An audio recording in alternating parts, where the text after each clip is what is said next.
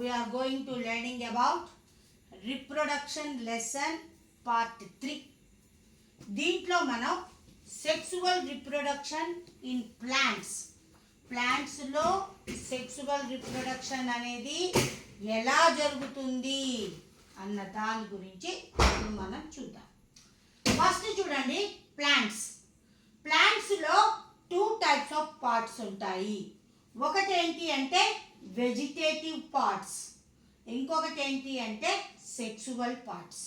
మరి vegetative parts అంటే ఏంటి అంటే లీవ్స్, స్టెమ్, రూట్స్, ఈ మూడింటిని కలిపి వెజిటేటివ్ పార్ట్స్ అంటారు.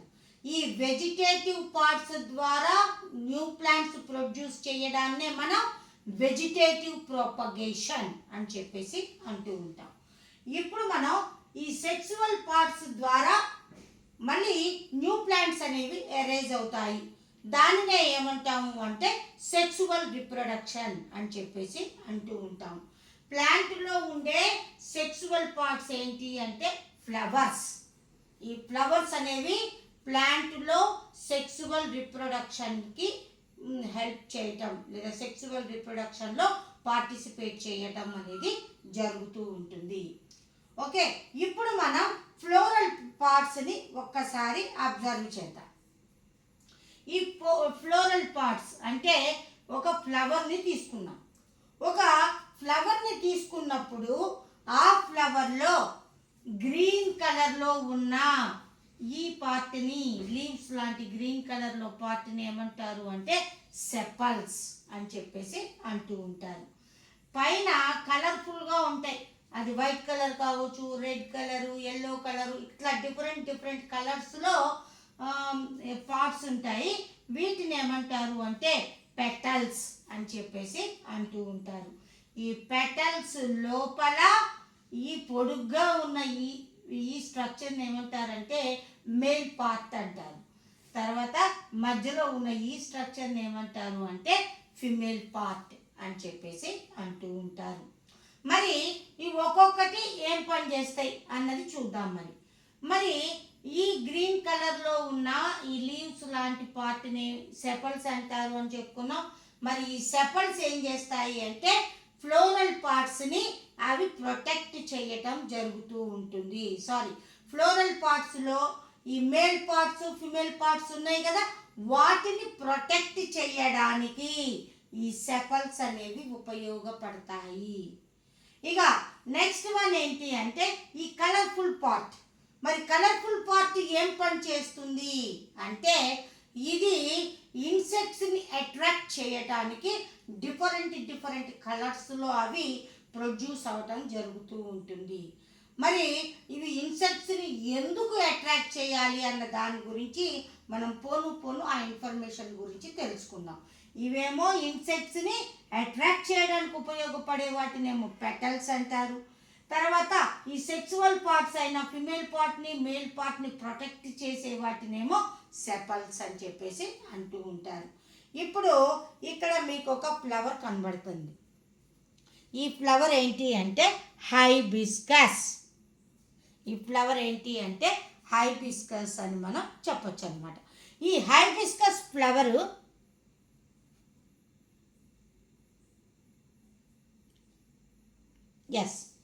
ఇది హైబిస్కస్ ఫ్లవర్. ఈ హైబిస్కస్ ఫ్లవర్లో మనం చెప్పుకున్నాం కదా ఫ్లోరల్ పార్ట్స్ ఏమేమి ఉన్నాయి. ఫ్లోరల్ పార్ట్స్ ఇవి చూడండి, ఇది గ్రీన్ కలర్లో ఉంది. ఈ గ్రీన్ కలర్లో ఉన్న ఈ పార్ట్ని ఏమంటారు మనం చెప్పుకున్నాం సెపల్స్ అంటాం. ఈ పైన ఈ రెడ్ కలర్లో ఉన్న ఈ పార్ట్ని ఏమంటాం మనం పెటల్స్ అని చెప్పేసి అంటాం జరుగుతూ ఉంటుంది. మరి ఈ పెటల్స్ లోపల ఫిమేల్ పార్ట్, మేల్ పార్ట్లు అనేవి ఉంటాయి. మనం ఒక్కసారి వాటిని కూడా అబ్జర్వ్ చేద్దాం. ఈ పెటల్స్ని ఒక్కొక్కటి నెమ్మదిగా తీసేస్తే ఈ లోపల ఉన్న సెక్సువల్ పార్ట్స్ అంటే మేల్ పార్టు, ఫిమేల్ పార్టు, ఈ రెండు కూడా మనకి ఎలా జరుగుతాయి, ఎలా ఉంటాయి అన్నది మనం రియల్గా చూద్దాం. నేను ఒక్కొక్క సెపల్ని, ఒక్కొక్క పెటల్ని తీసేస్తున్నా.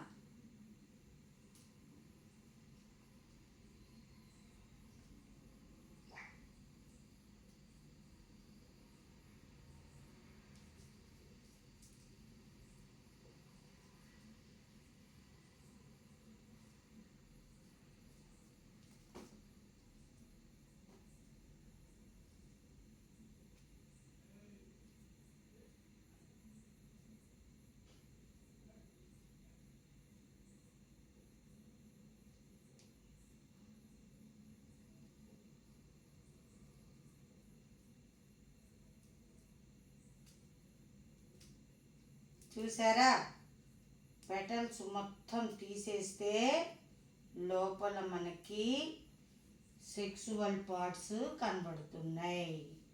మరి దీంట్లో మేల్ పార్ట్ చూద్దాం. మనం ఒక్క మేల్ పార్ట్ని పీకుదాం.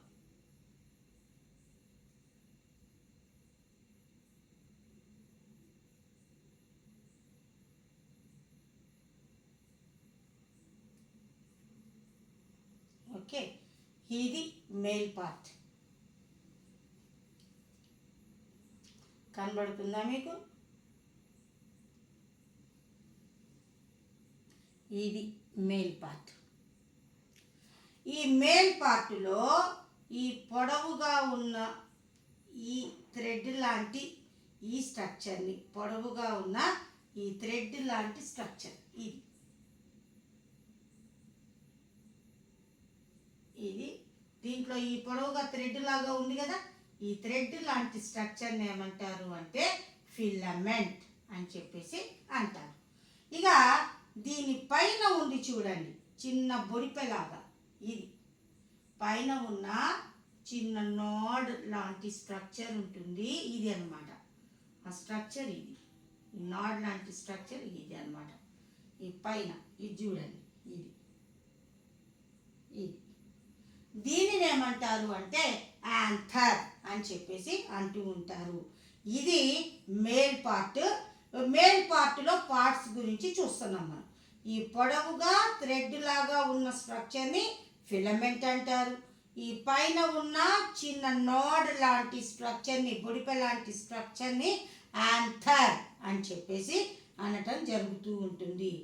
ఇది హైబిస్కస్లో ఉండే, హైబిస్కస్ లేదా షూ ఫ్లవర్ అంటారు, మందార పువ్వుని, దాంట్లో ఉండే స్ట్రక్చర్ అన్నమాట.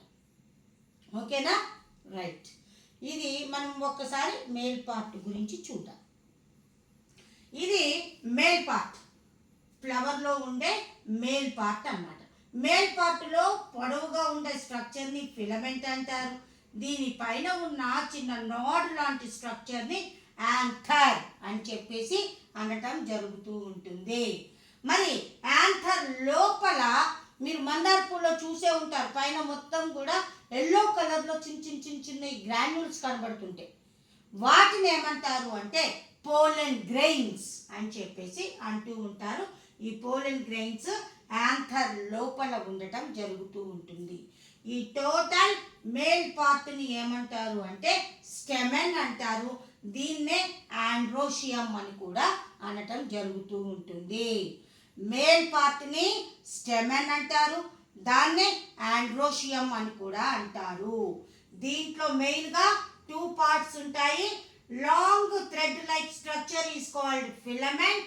Knot like structure which is present on top of the filament is called anther. Pollen grains which are small granules like structures which are present in anther. Right? This is the structure of male part in flower. Right? ఇక next one ఏంటి అంటే female part. మనం ఇప్పుడు female పార్ట్ని చూద్దాం. సరే, మనం ఈ స్ట్రక్చర్స్ని చూసాము ఆల్రెడీ, మేల్ పార్ట్ని, ఫిమేల్ పార్ట్ని కూడా చూద్దాము. మరి దీంట్లో మనం టైప్స్ ఆఫ్ ఫ్లవర్స్ ఉన్నాయి. టైప్స్ ఆఫ్ ఫ్లవర్స్ ఏంటి అంటే యూనిసెక్సువల్ ఫ్లవర్స్ లేదా ఇంకొకటి బైసెక్సువల్ ఫ్లవర్స్ అని 2 టైప్స్ ఆఫ్ ఫ్లవర్స్ అనేవి ప్లాంట్స్లో మనకి కనబడుతూ ఉంటాయి. ఫస్ట్ వన్ చూద్దాం మనం, యూనిసెక్సువల్ ఫ్లవర్స్. మరి యూనిసెక్సువల్ ఫ్లవర్స్ అనేవి అంటే ఏంటి అంటే, ఇప్పుడు మనం ప్లాంట్స్లో ఫిమేల్ పార్ట్ మేల్ పార్ట్ 2 ఉంటాయని చెప్పుకున్నాం కదా. అయితే ఇక్కడ ఉన్న ఫ్లవర్లో మనం చెప్పుకునే కొన్ని రకాల ఫ్లవర్స్లో ఉంటే మేల్ పార్ట్ కానీ ఉంటుంది లేదా ఫిమేల్ పార్ట్ కానీ ఉంటుంది, 2 కలిపి అయితే ఉండవు. Okay, which flower contains either male part or female part? That type of flowers are called unisexual flowers. Okay, ఉంటే మేల్ పార్ట్ ఉండాలి లేదా ఫిమేల్ పార్ట్ ఉండాలి. ఏదో ఒక పార్ట్ మాత్రమే కలిగి ఉంటే అలాంటి ఫ్లవర్స్ని యూనిసెక్సువల్ ఫ్లవర్స్ అని చెప్పేసి అనటం జరుగుతూ ఉంటుంది. మరి ఈ యూనిసెక్సువల్ ఫ్లవర్స్ అనేవి అగైన్ 2 టైప్స్గా ఉండటం జరుగుతుంది. ఒకటి ఏంటి అంటే మేల్ ఫ్లవర్స్, ఇంకొకటి ఫిమేల్ ఫ్లవర్స్. మరి మేల్ ఫ్లవర్స్ అంటే మనకు అర్థమవుతూనే ఉంది, ఈ ఫ్లవర్లో ఓన్లీ మేల్ పార్ట్ మాత్రమే ప్రజెంట్ అయి ఉంటుంది. మేల్ పార్ట్ని ఏమంటారు అనుకున్నాం మనం, స్టెమెన్ అన్నాం. ఓకే, సో ఫ్లవర్లో మేల్ పార్ట్ మాత్రమే ఉంటే ఆ ఫ్లవర్స్ని మేల్ ఫ్లవర్స్ అని చెప్పేసి అంటారు. తర్వాత ఫ్లవర్స్లో ఫిమేల్ పార్ట్ మాత్రమే ప్రజెంట్ అయి ఉంటే ఆ ఫ్లవర్స్ని ఏమంటారు అంటే ఫిమేల్ ఫ్లవర్స్ అని చెప్పేసి అనటం జరుగుతూ ఉంటుంది. మరి ఈ యూనిసెక్సువల్ ఫ్లవర్స్కి ఎగ్జాంపుల్స్ ఏంటి అన్న దాని గురించి ఇప్పుడు మనం చూద్దాం. ఈ యూనిసెక్సువల్ ఫ్లవర్స్కి ఎగ్జాంపుల్స్ ఏంటి అంటే బాటిల్ గార్డ్. బాటిల్ గార్డ్ అంటే ఏంటి, సొరకాయ, ఇంకొకటి పప్పాయ. బాటిల్ గార్డ్లో యూనిసెక్సువల్ ఫ్లవర్స్కి ఎగ్జాంపుల్స్ ఏంటి అంటే బాటిల్ గార్డ్, ఇంకొకటి పపాయ. ఇవి యూనిసెక్సువల్ ఫ్లవర్స్ కిందకి రావటం జరుగుతూ ఉంటుంది. ఇక నెక్స్ట్ వన్, యూనిసెక్సువల్ అయిపోయింది, ఉంటే అదైనా ఉండాలా లేకపోతే ఇదైనా ఉండాలి. ఏదో ఒకటి మాత్రమే మేల్ కానీ, మేల్ పార్ట్ కానీ ఫిమేల్ పార్ట్ కానీ ఏదో ఒకటి మాత్రమే ప్రజెంట్ అయి ఉంటే యూనిసెక్సువల్ అని, యూనిసెక్సువల్ ఫ్లవర్స్ అని అంటారు. ఇక నెక్స్ట్ వన్ ఏంటి అంటే బైసెక్సువల్. మరి బైసెక్సువల్ ఫ్లవర్స్ అంటే ఏంటి, ఇదిగోండి ఇది హైబిస్కస్. హైబిస్కస్లో చూడండి ఇక్కడ ఫిమేల్ పార్ట్ కనబడుతుంది, ఇంకొకటి మేల్ పార్ట్ కూడా కనబడుతుంది. ఫిమేల్ పార్ట్ ఉంటుంది, ఇంకొకటి మేల్ పార్ట్ కూడా ప్రజెంట్ అయి ఉంటుంది. అలాంటి ఫ్లవర్స్ని ఏమంటారు అంటే బైసెక్సువల్ ఫ్లవర్స్ అని చెప్పేసి అనటం జరుగుతుంది. అంటే ఏంటి, ఫ్లవర్లో మేల్ పార్ట్ ఫిమేల్ పార్ట్ రెండు ప్రజెంట్ అయి ఉంటే అలాంటి ఫ్లవర్స్ని బైసెక్సువల్ ఫ్లవర్స్ అంటారు. Which flower contains both male parts and female parts, that type of flowers are called bisexual flowers, right? మరి వీటికి ఎగ్జాంపుల్స్ ఏంటి, ఇప్పుడే మనం చెప్పుకుంటున్నాం. ఏంటిది, హైబిస్కస్ అంటే మందార పువ్వు, ఇంకొకటి దతూరా. దతూరా అంటే ఉమ్మెత్త పువ్వు. మరి దతూరా పువ్వులు మన మామూలు హై స్కూల్ బయట గ్రౌండ్లో, మన కాంపౌండ్ వాళ్ళ బయట నెంబర్ ఆఫ్ ఫ్లవర్స్ ఉన్నాయి. ఈ దతూరా లేదా ఉమ్మెత్త పువ్వు, ఈ రెండింటిని కూడా ఈ బైసెక్సువల్ ఫ్లవర్స్కి ఎగ్జాంపుల్స్గా మనం చెప్పుకోవచ్చు. ఓకే, మేల్ పార్ట్ మనం ఆల్రెడీ చూసేసాం. ఇప్పుడు మనం ఫిమేల్ పార్ట్ గురించి చూద్దాం. మరి దీంట్లో ఫిమేల్ పార్ట్ని మనం గుర్తుపట్టడం ఎలా, ఏం లేదు, ఈ బ్రాడ్గా ఉన్నదాన్ని పీకేయటమే. నాడు సన్నగా చిన్నగా ఉంటుంది ఒకటి, సన్నగా.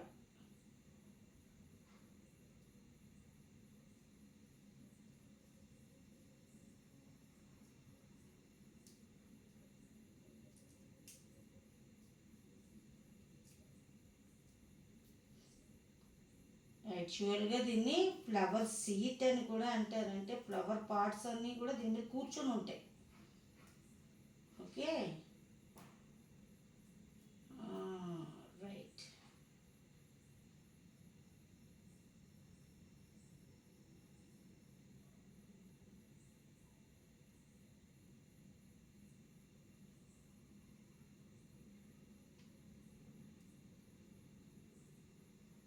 ఇది గోండి, ఇది ఫిమేల్ పార్ట్. ఓకే, ఈ ఫిమేల్ పార్ట్ ఇంకా క్లియర్గా చూపిస్తాను మీకు. మీకు ఏఐ కంటే కూడా రియల్ స్పెసిమెన్స్ అయితేనే మంచిగా, అసలు ఈ హైబిస్కస్ ఫ్లవర్ కంటే కూడా మీకు ఈ దత్తూరా ఫ్లవర్ని చూస్తే మాత్రం ఇంకా క్లియర్గా కనబడతాయి పార్ట్స్. కాకపోతే మా ఇంటి దగ్గర ఈ దత్తూరా ప్లాంట్స్ లేవు, మొత్తం ఇదికే హైబిస్కస్ మాత్రమే బాగున్నాయి. అందుకని ఇక హైబిస్కస్తో మీకు చూపిస్తున్నా అన్నమాట. చూసారా, ఈ కింద ఈ రౌండ్ కలర్లో ఉన్న స్ట్రక్చర్ ఉంటుంది కదా, దీనిని ఏమంటారు అంటే ఓవరీ అంటారు. ఈ పైన థ్రెడ్ లాగా ఉంది చూసారా, దీన్ని స్టైల్ అని చెప్పేసి అంటారు. దీనిపైన చిన్న డాట్ లాగా ఉంది చూసారా, ఇందాకలేమో నాడ్ లాగా ఉంది కానీ ఇక్కడ చిన్న డాట్ లాగా కనబడుతుంది. ఆ డాట్ లాంటి ఈ స్ట్రక్చర్నేమో స్టిగ్మా అంటారు. ఫిమేల్ పార్ట్ ఇగో చూడండి, ఈ చిన్న డాట్ లాంటి స్ట్రక్చర్ ఉందా, ఇదనమాట. దీన్ని ఏమంటాం, స్టిగ్మా అంటాం. దీని కింద నుంచి పొడవైన స్ట్రక్చర్ ఉంది చూసారా, థ్రెడ్ లాగా, దీనిని ఏమంటారు అంటే స్టైల్ అని చెప్పేసి అంటారు. ఇక దీని కింద ఇగో ఇక్కడ మీకు కనబడుతుంది కదా, ఇగో ఇట్లా ఈ కింద ఓవల్ షేప్లో ఉంటుంది. ఈ స్ట్రక్చర్ని ఏమంటారు అంటే ఓవరీ అని చెప్పేసి అంటూ ఉంటారు. ఇదన్నమాట ఫిమేల్ పార్ట్. ఓకే, ఫ్లవర్లో ఉండే ఫిమేల్ పార్ట్. ఇప్పుడు మనం ఫిమేల్ పార్ట్ని ఒకసారి చూద్దాం. ఫిమేల్ పార్ట్లో ఈ టోటల్ ఫిమేల్ పార్ట్నే ఏమంటారు అంటే గైనీషియం లేదా కార్పెల్ అని కూడా అంటారు. అంటే ఒక్కొక్క పార్ట్కి రెండు పేర్లు ఉన్నాయి. మేల్ పార్ట్నేమో స్టెమెన్ అంటారు, దాన్నే ఆండ్రోషియం అంటారు.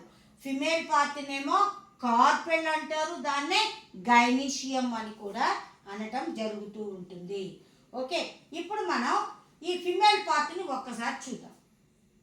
ఈ ఫిమేల్ పార్ట్లో ఈ పైన ఉన్న డాట్ లైక్ స్ట్రక్చర్ని ఏమంటారు అంటే స్టిగ్మా అని చెప్పేసి అంటూ ఉంటారు. ఈ స్టిగ్మా నుంచి సన్నగా పొడవైన థ్రెడ్ లాంటి స్ట్రక్చర్ని ఏమంటారు అంటే స్టైల్ అని చెప్పేసి అంటూ ఉంటారు. ఈ స్టైల్కి కింది వైపున ఉన్న రౌండ్ల ఓవల్ ఎగ్ షేప్లో ఉంటుంది స్ట్రక్చర్. ఈ ఎగ్ షేప్లో ఉన్న ఈ స్ట్రక్చర్ని ఏమంటారు అంటే ఓవరీ అని చెప్పేసి అనటం జరుగుతూ ఉంటుంది. ఈ మూడు పార్ట్లని కలిపి ఏమంటారు అంటే కార్పెల్ లేదా గైనీషియం అని చెప్పేసి అంటూ ఉంటారు. ఇప్పుడు మనం ఓవరీ లోపలికి పోదాం. మరి ఇక్కడ ఆ ఓవరీని నెమ్మదిగా కట్ చేసి దాన్ని మైక్రోస్కోప్ కింద పెట్టి చూస్తే ఈ పార్ట్లన్నీ మనకు కనబడటం జరుగుతూ ఉంటుంది. ఇప్పుడు మనం పైన మూడు పార్ట్లను చూసాం. ఇప్పుడు ఓవరీ లోపలికి పోదాం. ఓవరీ లోపల ఏమేమి స్ట్రక్చర్స్ ప్రజెంట్ అయి ఉన్నాయి అన్నది మనం చూద్దాం. ఈ ఓవరీ లోపలి వైపు ఓవల్ షేప్లో లేదా ఎగ్ షేప్లో ఉన్న ఈ స్ట్రక్చర్ని ఏమంటారు అంటే ఎంబ్రియో సాక్ అని చెప్పేసి అంటూ ఉంటారు. ఈ ఎంబ్రియో సాక్ లోపల ఉన్న ఈ ఎగ్ని ఏమంటారు అంటే ఓవ్యూల్ అని చెప్పేసి అనటం జరుగుతూ ఉంటుంది. మళ్ళీ ఒక్కసారి చూడండి, ఓవరీ యొక్క ఇంటర్నల్ స్ట్రక్చర్లోకి వెళ్దాం. ఓవరీ లోపల ఉన్న ఓవల్ షేప్లో ఉన్న స్ట్రక్చర్ని ఎంబ్రియో సాక్ అంటారు. ఓవల్ షేప్ అంటాం మీకు ఇబ్బందిగా ఉంటే ఎగ్ తెలుసు మీకు అందరికీ, సోమవారం శుక్రవారం ఎగ్ తింటారు కదా, ఆ ఎగ్ షేప్లో ఉన్న స్ట్రక్చర్నే ఎంబ్రియో సాక్ అంటారు. ఆ ఎంబ్రియో సాక్ లోపలి వైపు ఉన్న ఎగ్నే ఏమంటారు అంటే ఓవ్యూల్ అని చెప్పేసి అనటం జరుగుతూ ఉంటుంది. ఓవ్యూల్ లోపల మనకి కొన్ని రకాల సెల్స్ కనబడతాయి. వాటిని ఏమంటారు అంటే గ్యామెటోఫైటిక్ సెల్స్ అని చెప్పేసి అనటం జరుగుతూ ఉంటుంది. ఇది ఫ్లవర్లో ఉండే ఫిమేల్ పార్ట్, దాని యొక్క స్ట్రక్చర్. ఓకే, ఇక లోపల ఉన్న ఓవ్యూల్ డెవలప్మెంట్ ఎలా ఉంటుంది అన్న దాని గురించి ఇప్పుడు మనం చూద్దాం. ఓవ్యూల్ యొక్క డెవలప్మెంట్. ఓవ్యూల్లో ఏ డివిజన్స్ జరుగుతాయి అంటే మైటోసిస్ లేదా మైటోటిక్ డివిజన్స్ అంటారు. మైటోసిస్ డివిజన్ ఇందులో జరుగుతుంది. ఓవ్యూల్లో మైటోసిస్ డివిజన్స్ అనేవి జరుగుతాయి.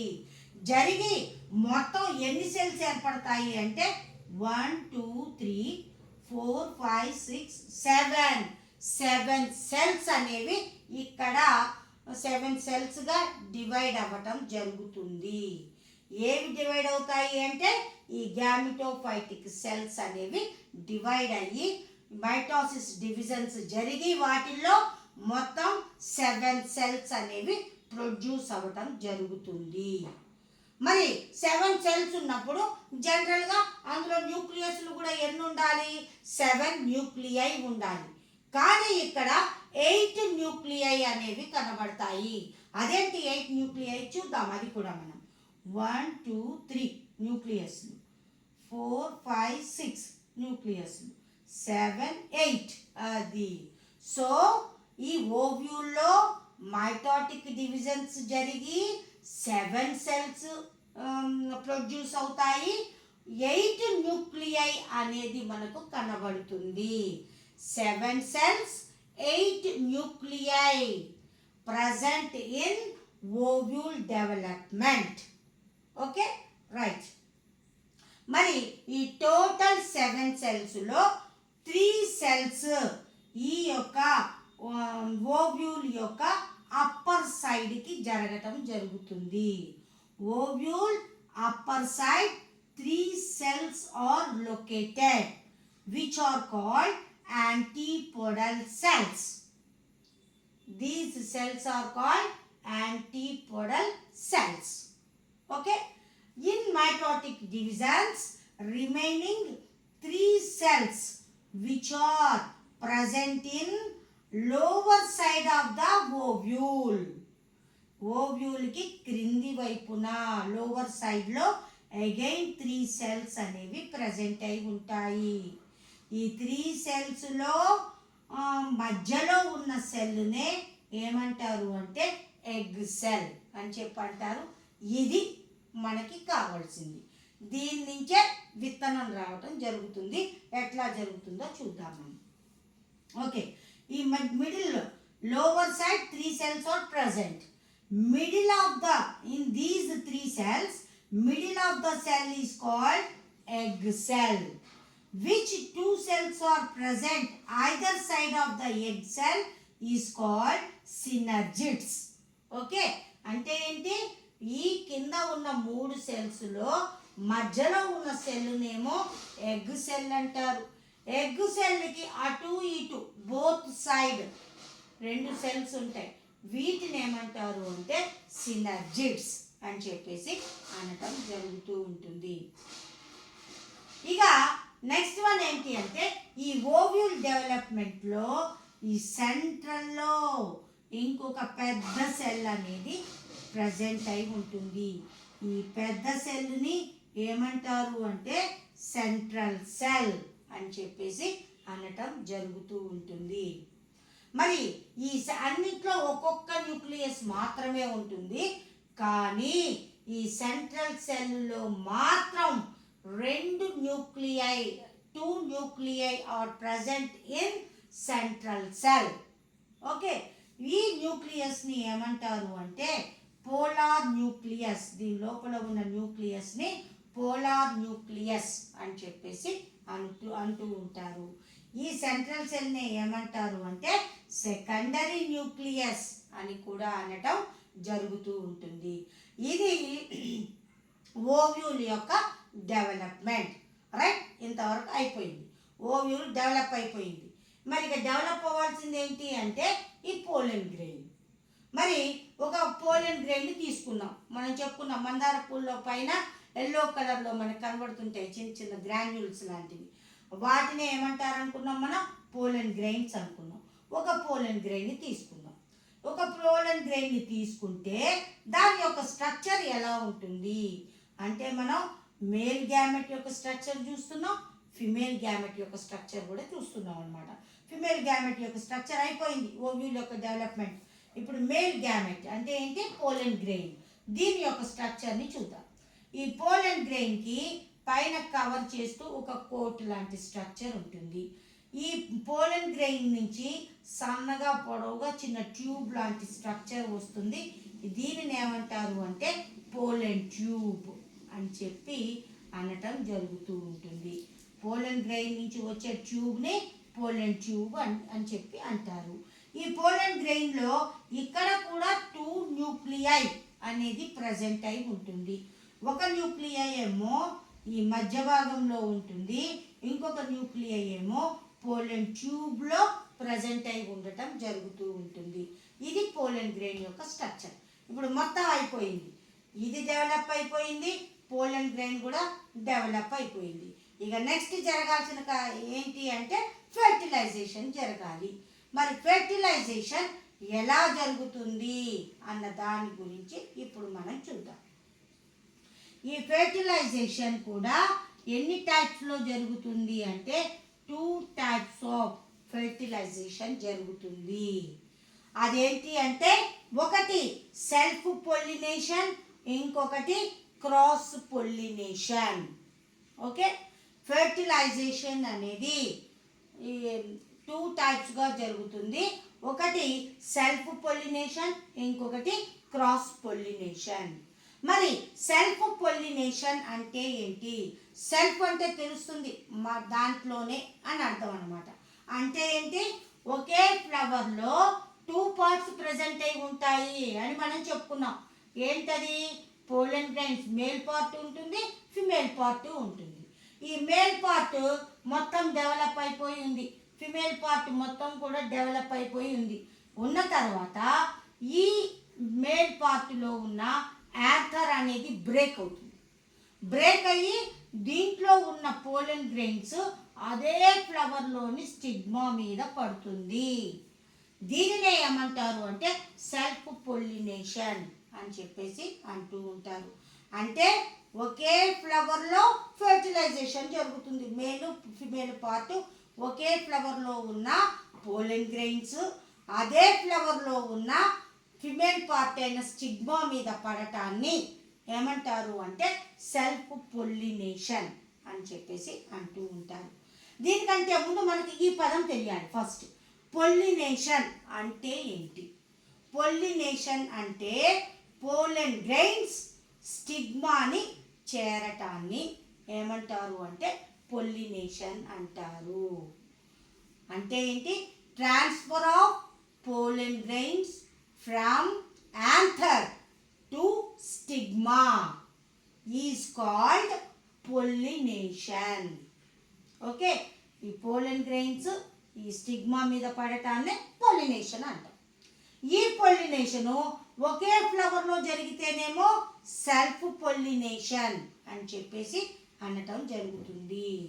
Okay, same pollination occurred in one flower is called self pollination. Okay, pollination occurred in only one flower is called self pollination. ఇక next one ఏంటి అంటే cross పొల్లినేషన్. Cross పొల్లినేషన్ అంటే ఏంటి అంటే మనం ఆల్రెడీ చెప్పుకున్నాం, యూనిసెక్సువల్ ఫ్లవర్స్ ఉంటాయి, వాటిలో మేల్ ఫ్లవర్ వేరే ఉంటుంది, ఫిమేల్ ఫ్లవర్ వేరే ఉంటుంది. మరి ఇక్కడ పొల్లినేషన్ జరగాలంటే ఎట్లా జరుగుతుంది? ఈ మేల్ ఫ్లవర్ నుంచి పోలెన్ గ్రెయిన్స్ వెళ్ళి వేరే ఫిమేల్ ఫ్లవర్ మీద పడాలి. అంటే ఏంటి? ఇక్కడ పొల్లినేషన్ అనేది ఒకే ఫ్లవర్లో జరగదు. పొల్లినేషన్ occurred in 2 different flowers. That type of pollination is called cross pollination. అంటే ఏంటి?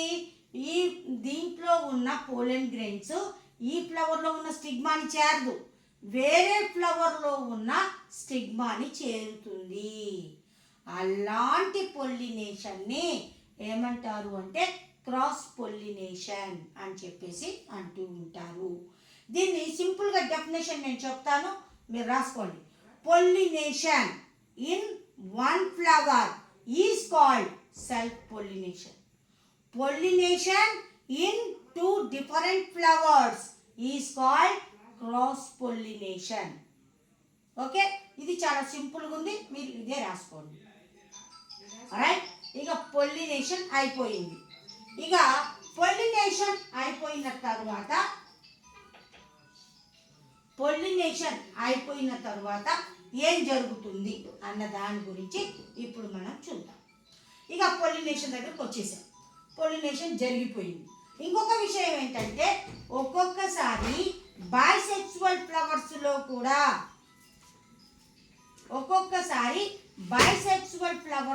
కూడా ఈ పొల్లినేషన్ అనేది ఎలా జరుగుతుంది, క్రాస్ పొల్లినేషన్ ఎట్లా జరుగుతుంది అన్న దాని గురించి చూద్దాం.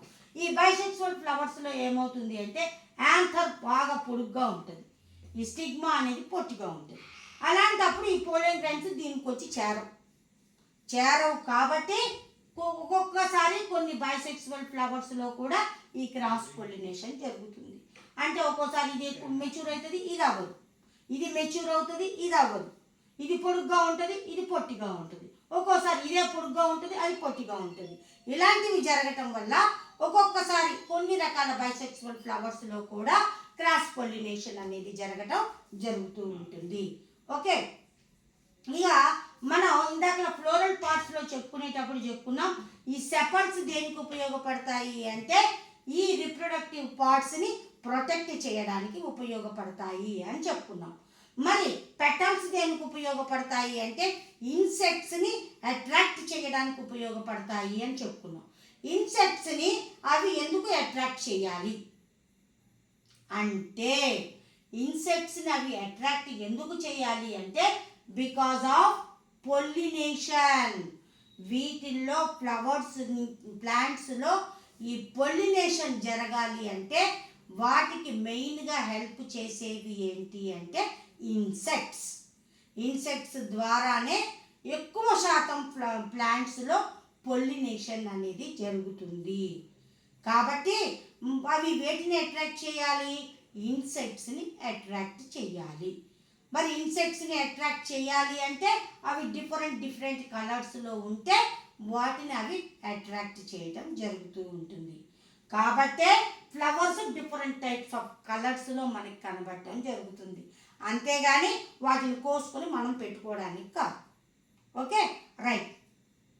మరి ఈ ఇన్సెక్ట్స్ ద్వారా ఈ పొలినేషన్ ఎట్లా జరుగుతుంది అంటే ఇన్సెక్ట్స్ మరి వీటి మీద వాలినప్పుడు, ఫ్లవర్స్ మీద వాలినప్పుడు ఈ ఫ్లవర్స్ నుంచి ఒక రకమైన స్వీట్ జ్యూస్ అనేది సెక్రీట్ చేస్తుంది.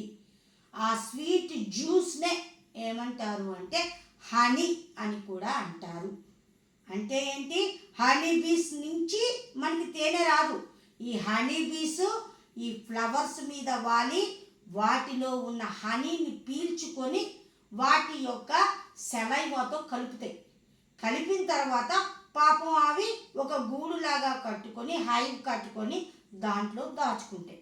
దానిని మనం తీసుకొని తేనెలాగా హనీలాగా తీసుకొని మనం ఫుడ్ మెటీరియల్స్లో వాడటం జరుగుతూ ఉంటుంది. సో ఎప్పుడైతే ఈ ఫ్లవర్లో స్వీట్ జ్యూస్ సెక్రీట్ అవుతుందో ఇవి అందంగా కనబడతాయి. రకరకాల కలర్స్తో ఫ్లవర్స్ అట్రాక్ట్ అయ్యి ఇన్సెక్ట్స్ వచ్చేసి దీని లోపల స్వీట్ జ్యూస్ వస్తుంది కదా, దాన్ని పీల్చుకోవడం కోసం అవి లోపలికి వంగుతాయి. వంగి వాటి యొక్క ప్రభాసిస్తో లోపలికి గుచ్చి లోపల ఉన్న హనీని పీల్చుకుంటాయి. అలా పీల్చుకునేటప్పుడు వాటి యొక్క కాళ్ళకి వాటి యొక్క బాడీకి ఈ పోలెన్ గ్రెయిన్స్ అనేవి అటాచ్ అవ్వటం జరుగుతుంది, వాటికి అంటుకోవటం స్టికప్ అవటం జరుగుతుంది. ఎప్పుడైతే ఆ పోలెన్ గ్రెయిన్స్ స్టికప్ అవుతాయి, స్టికప్ అవగానే ఇక్కడ ఉన్న హనీని పీల్చేసుకుని మళ్ళీ ఏం చేస్తుంది, ఇంకొక ఫ్లవర్ దానికి మంచి కలర్ఫుల్గా కనబడుతుంది, మళ్ళీ ఆ ఫ్లవర్ మీద వాళ్తుంది. వాలి మళ్ళీ దాంట్లోకి లోపలికి దూరి దాంట్లోని హనీని పీల్చుకుంటూ ఉంటుంది. పీల్చుకున్నప్పుడు దాని బాడీకి అంటుకున్న పోలెన్ గ్రెయిన్స్ ఉంటాయి కదా, అవి యాక్సిడెంటల్గా దేని మీద పడతాయి అంటే ఈ స్టిగ్మా మీద పడతాయి. పడంగానే ఏమవుతుంది, ఆటోమేటిక్గా పొలినేషన్ అనేది జరుగుతుంది. సో ఇంత కథ ఉందన్నమాట. ఏది, ఈ ఫ్లవర్స్కి ఈ పెటల్స్ రకరకాల కలర్స్ ఉండటానికి కారణం. ఎందుకు ఉంటున్నాయంటే ఇన్సెక్ట్స్ని అట్రాక్ట్ చేయడానికి. ఎందుకు అట్రాక్ట్ చేయాలంటే కారణం ఇది అని మనం చెప్పొచ్చు అన్నమాట. ఓకే, ఓన్లీ ఇన్సెక్ట్స్ ద్వారానే పొలినేషన్ జరుగుతుందా అంటే కాదు. ఓన్లీ ఇన్సెక్ట్స్ ద్వారానే మాత్రం ఏం జరగదు. ఎయిర్ ద్వారా జరుగుతుంది, వాటర్ ద్వారా కూడా ఈ పొల్లినేషన్ అనేది జరుగుతూ ఉంటుంది. ఇంకొకటి ఏంటి అంటే ఒక్కొక్కసారి యానిమల్స్ ద్వారా జరుగుతుంది. హ్యూమన్ బీయింగ్స్ మన ద్వారా కూడా ఈ పొల్లినేషన్ జరిగే అవకాశం ఉంటుంది. కానీ మోస్ట్ ప్రాబబ్లీ ఇన్సెక్ట్సే కాబట్టి వీటి టార్గెట్ ఇన్సెక్ట్స్ని అట్రాక్ట్ చేయటం. అందుకని రకరకాల కలర్స్ హనీని ప్రొడ్యూస్ చేయటం అనేది జరుగుతూ ఉంటుంది. రైట్. ఇక దీంట్లో మనం హైబిస్కసే తీసుకున్నాం. హైబిస్కస్లోనే ఇప్పుడు సెల్ఫ్ పొలినేషన్ జరిగింది. ఏం జరిగింది? ఇక్కడ కనబడుతూనే ఉంది. ఇది పగిలిపోయి దీని నుంచి ఎప్పుడైతే పోలెన్ గ్రైన్స్ మెచ్యూర్ అవుతాయి పగిలిపోద్ది. యాంథర్ పగిలిపోయి దీని నుంచి పోలెన్ గ్రైన్స్ ఎక్కడ పడతాయి? స్టిగ్మా మీద పడింది. ఓకే, ఇక్కడ చూద్దాం.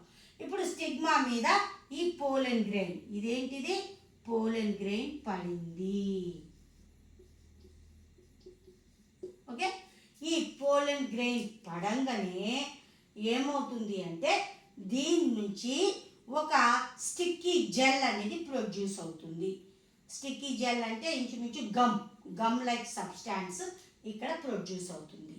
దీని నుంచి ఒక సన్నని పొడవైన, ఆల్రెడీ చిన్న ట్యూబ్ ఉంది, ఈ ట్యూబ్ కాస్త ఏమవుతుంది? సన్నగా పొడవుగా పెరుగుతుంది. ఈ పోలెన్ ట్యూబ్ అనేది పొడవుగా పెరగటం జరుగుతుంది. ఈ పోలెన్ ట్యూబ్ పొడవుగా అయిన తర్వాత ఈ పోలెన్ ట్యూబ్ ఇంక్రీజ్ అవుతుంది.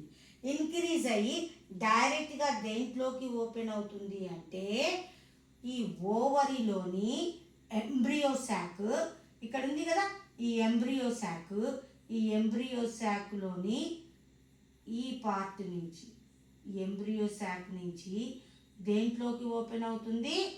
ఓవ్యూల్లోకి ఎంటర్ అవటం జరుగుతుంది. ఇక్కడి నుంచి పోలెన్ ట్యూబ్ వచ్చి ఓవరీలోకి ఎంటర్ అవుతుంది. ఓవరీ నుంచి ఎంబ్రియో శాక్లోకి వెళ్తుంది. ఎంబ్రియో శాక్ నుంచి ఓవ్యూల్లోకి ఎంటర్ అవటం జరుగుతుంది. మనం ఆల్రెడీ పోలెన్ గ్రెయిన్లో చూసాం. ఇక్కడ ఎన్ని న్యూక్లియై ఉన్నాయి? 2 nuclei are present in pollen grain. దీంట్లో 2 న్యూక్లియస్ అనేవి ప్రెజెంట్ అయి ఉంటాయి. ఇందులో ఒక న్యూక్లియస్ ఏమో దేంతో కలుస్తుంది అంటే ఎగ్ సెల్తో కలుస్తుంది. ఇంకొక న్యూక్లియస్ ఏమో దేంతో కలుస్తుంది అంటే ఈ సెంట్రల్ సెల్తో కలుస్తుంది. ఈ పోలార్ న్యూక్లియస్ లేదా సెకండరీ న్యూక్లియస్తో కలుస్తుంది. అంటే జనరల్గా ఫెర్టిలైజేషన్ అంటే ఏంటి? ఈ మేల్ గ్యామెట్ వచ్చి ఫిమేల్ గ్యామెట్తో ఫ్యూషన్ అవుతే దానినే ఏమంటాం? ఫెర్టిలైజేషన్ అంటాము. కానీ ఇక్కడ ఏమవుతోంది? ఈ మేల్ గ్యామెట్లో ఉన్న 2 న్యూక్లియస్లు ఫిమేల్ గ్యామెట్లో ఉన్న ఎగ్ సెల్తో ఒకటి కలుస్తోంది. ఫిమేల్ గ్యామెట్లో ఉన్న ఈ సెంట్రల్ సెల్తో ఒకటి కలుస్తోంది. అంటే ఇక్కడ 2 సార్లు ఫెర్టిలైజేషన్ జరుగుతోంది. కాబట్టి దీనిని ఏమంటారు అంటే డబల్ ఫెర్టిలైజేషన్ అని చెప్పేసి అనటం జరుగుతుంది. ఓకే, ఇక నెక్స్ట్ వన్ ఏంటి అంటే ఎగ్ సెల్తో కలిసింది ఈ పోలార్ సెల్ లేదా ఈ సెంట్రల్ సెల్తో కలవటం జరిగింది. ఈ ఎగ్ సెల్తో కలిసినప్పుడు దీని నుంచి ఏం ఫామ్ అవుతుంది అంటే ఫెర్టిలైజేషన్ అయిన తర్వాత జైగోట్ ఫామ్ అవుతుంది. ఈ జైగోట్ నుంచి ఏది డెవలప్ అవుతుంది? ఎంబ్రియో అనేది డెవలప్ అవటం జరుగుతుంది. ఈ ఎంబ్రియోలో కూడా ఈ ఓవరీ మొత్తం కూడా ఫ్రూట్గా మారుతుంది. ఈ ఓవరీలో ఉన్న ఈ ఎంబ్రియో మాత్రం ఎలా మారుతుంది అంటే సీడ్గా డెవలప్ అవ్వటం జరుగుతుంది. ఓకే, ఇప్పుడు ఎగ్ సెల్లోకి పోలెన్ గ్రెయిన్ న్యూక్లియై కలిసింది, ఫెర్టిలైజేషన్ అయ్యింది, జైగోట్ ఫామ్ అయ్యింది, ఎంబ్రియో ఫామ్ అయ్యింది. ఎంబ్రియో కూడా ఎందులో డెవలప్ అవుతూ ఉంటుంది? ఓవరీలో డెవలప్ అవుతూ ఉంటుంది. ఈ ఓవరీ మాత్రమేమో ఫ్రూట్గా మారుతుంది. ఈ లోపల ఉన్న ఎంబ్రియోనేమో సీడ్గా డెవలప్ అవటం జరుగుతూ ఉంటుంది. Okay, clear. మరి ఒక ఫెర్టిలైజేషన్ అయిపోయింది. మరి ఇంకో ఫెర్టిలైజేషన్లో ఏం జరుగుతుంది? ఇంకో ఫెర్టిలైజేషన్లో ఈ సెంట్రల్ సెల్ అనేది ఎలా ఫామ్ అవుతుంది ఫెర్టిలైజేషన్ అయిన తర్వాత అంటే ఇది ఎండోస్పెర్మ్గా మారటం జరుగుతుంది. ఫెర్టిలైజేషన్ ఆఫ్టర్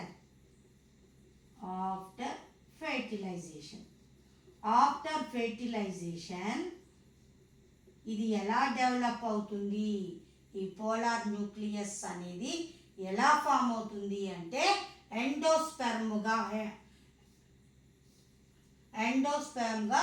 ఏమవుతుంది డెవలప్ అవ్వటం జరుగుతూ ఉంటుంది.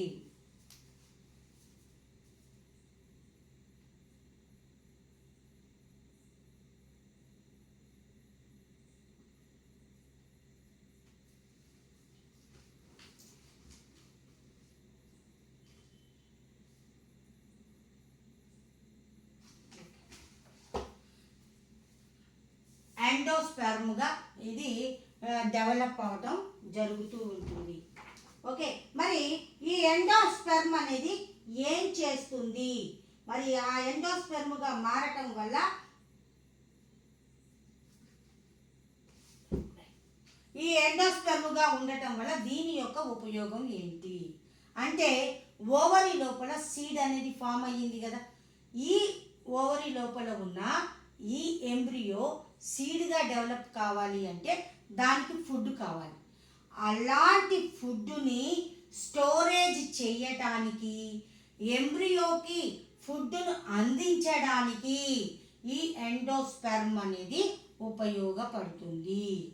ఇక లోపల ఉన్న ఎండోస్పెర్మ్ ఎంబ్రియోకి ఫుడ్ను అందించిన తర్వాత ఈ ఎంబ్రియో మొత్తం డెవలప్ అయిపోయి ఎట్లా మారుతుంది సీడ్గా మారుతుంది. ఈ ఎంబ్రియో సీడ్గా మారింది ఆ ఫుడ్ని తీసుకొని.